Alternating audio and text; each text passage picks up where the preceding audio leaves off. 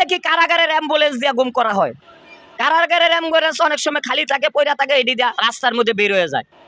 আসামি নাই, রুগী নাই, কারাগারের কোনো রুগী নাই, দেখি এডি দিয়া মানব পাচার করতেছে। এগুলো নিয়ে ভাবতে হবে, ডক্টর ইউনূস সাহেবকে ভাবতে হবে, স্বরাষ্ট্রমন্ত্রীকে ভাবতে হবে। আজকে বড় বড় গাড়িতে উঠে ভুয়া পুলিশ, পোশাকদারি ভুয়া আছে এখন বর্তমানে, পোশাকদারি ভুয়া পুলিশের মধ্যে ওরা অপরাধে জড়িত। প্রত্যেকটা পুলিশ কে কোথায় আছে, কোন ইউনিট আছে, প্রয়োজনে ইউনিয়ন ভিত্তিক ভাগ করে দিবেন পুলিশকে, যে তোমার এই ইউনিয়নে তোমার দায়িত্ব, এর মধ্যে তোমার কোনো সমস্যা হলে তোমাকে ধরুন। ইউনিয়ন ভিত্তিক না, ওয়ার্ড ভিত্তিক পুলিশকে ভাগ করে দিবেন। যেমন ধরেন একটা থানা, থানার ভিতরে 100 পুলিশ আছে, 100 গ্রাম আছে, 100 গ্রামে একজন একজন করে দিবেন, তোমার এই গ্রামের দায়িত্ব নিরাপত্তা, গ্রাম পুলিশ থাকবে, তোমরাও থাকবা। এই গ্রামের মহাসড়ক, এই গ্রামের নদী নালা খালবিল, যেখানেই কোনো কিছু হবে তোমার দায়িত্ব। পাশাপাশি তোমার দরকার হলে স্ট্রাইকিং ফোর্স যারা থাকবে তাদের লগে থাকবে। নিরাপত্তা বেষ্টনী আরো শক্তিশালী করতে হবে। আমরা চাই না যে এই সব পুলিশের গাড়িতে গুম করা হোক। কিছু দুষ্কৃতিকারী পুলিশ এগুলো করতেছে। আগে আসলে ভুয়া ডিবি, এখন ডিবির পোশাকে লাগে, ওই একটা জিনিস আছে, এইটা দিলে মেশিনে দিলেই কোনটা ভুয়া কোনটা আসল বের হয়ে যায়। এই কারণে সত্যিকার পুলিশ যারা, তারা এই গুম হত্যার সাথে জড়িত হয়ে যাইতেছে। আমি স্বরাষ্ট্রমন্ত্রীকে ভেবে চিনতে এই সব বিষয়ের উপর কিছু ব্রিফিংস আমরা দেখতে চাই। আইন করা দরকার, কোনো কালো গ্লাসের গাড়ি থাকবে না, অ্যাম্বুলেন্সে যাত্রী পরিবহন হবে না। কেন অ্যাম্বুলেন্সে যাত্রী পরিবহন? অ্যাম্বুলেন্স শুধু রুগী নেওয়ার জন্য, আর অ্যাম্বুলেন্স যেখানেই যায় পুলিশকে জানায় যাইতে হইব।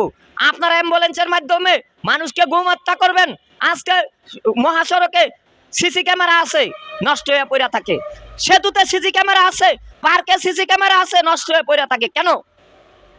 নিরাপত্তা বেষ্টনী, প্রতিটা গলির মাথায় মাথায় সিসি ক্যামেরা আছে। আমি বলতে চাই, সিসি ক্যামেরা থাকা সত্ত্বেও আজকে সিএনজির ভিতর দইরা লইয়া জায়গা, ভুয়া মাইকুতে দইরা লইয়া জায়গা, ভুয়া অ্যাম্বুলেন্সে দইরা লইয়া যা, পুলিশের গাড়িতে দইরা নিয়ে গুম করে, বাড়ির বিল্ডিং এর ছাদের উপরে থেকে মাইরা আইনা রাস্তায় বালায়। তো এইসব দেখতে চাই না। এটি আওয়ামী লীগ সরকারের আমলে চলছে, এখন এগুলো হবে না। স্বরাষ্ট্রমন্ত্রী অনেক সচেতন, অনেক কমেছে এগুলো, কিন্তু আমি ইতিমধ্যে দেখতে পাচ্ছি, আমি প্রায় যখন রাস্তা দিয়ে আসি কেরানীগঞ্জ থেকে, প্রায় দেখি মহাসড়কে এরকম কিছু নিরাপত্তায় বিঘ্নিতি ঘটে, এরকম কিছু আচরণ পুলিশের মধ্যে আমরা দেখতে পাই, সেই আগের মতোই। প্রত্যেকটা পুলিশকে বলছি, আপনারা কে কোথায় থাকেন, থানার ওসি সাহেবের সাথে প্রতি সেকেন্ড আপনারা যোগাযোগ রাখবেন। আপনি আসামি ধরছেন, আসামি জনগণের সাথে আপনাদের কিসের কথা? আপনাদের নিরাপত্তা দেওয়ার কাজ, আড্ডা দেওয়া আপনাদের কাজ না। আমি দেখি মাঝে মাঝে পুলিশের সামনে মহিলারা বসে থাকে, মহিলারা বোঝে না। আমরা তখন মনে করি এটা কি আসামি ধরলো না তার আত্মীয় স্বজন। আমরা রাস্তার ভিতরে তাদের জন্য আমাদের সময় ব্যয় করতে হয়। অনেক সময় মহিলাদের নিয়ে র্যাপ করে ভুয়া পুলিশরা। মহিলারা কেন পুলিশের সামনে যাইবে তার প্রয়োজন ছাড়া? সব জায়গায় তো মহিলা পুলিশ নাই, আর মহিলাদের ধরতে হইলে মহিলা পুলিশ লাগবে। আপনাদের নালিশ মহিলা পুলিশের এই জায়গায় নালিশ দিবেন। পুলিশ থেকে দূরে থাকবেন। পুলিশের ভিতরে কিছু কাবু আছে, তারা গুম হত্যার সাথে জড়িত। প্রয়োজন ছাড়া পুলিশকে আপনারা পুলিশের সামনে যাইবেন না। পুলিশ নিরাপত্তা দিবে, তার সময় মতো কাজ করবে। প্রয়োজন হলে পুলিশকে ফোন দিবেন। আজকে পুলিশ বাহিনীর, র্যাব বাহিনীর, সেনাবাহিনীর কোনো ফোন নাম্বার নাই কারো কাছে। কেউ ফোন দিলে কয় তোমার কাম তুমি করো, আমরা দেখতাছি। তোমরা দেখতাছো, তাহলে এই যে এগুলো হয়, তোমরা তো দেখো না।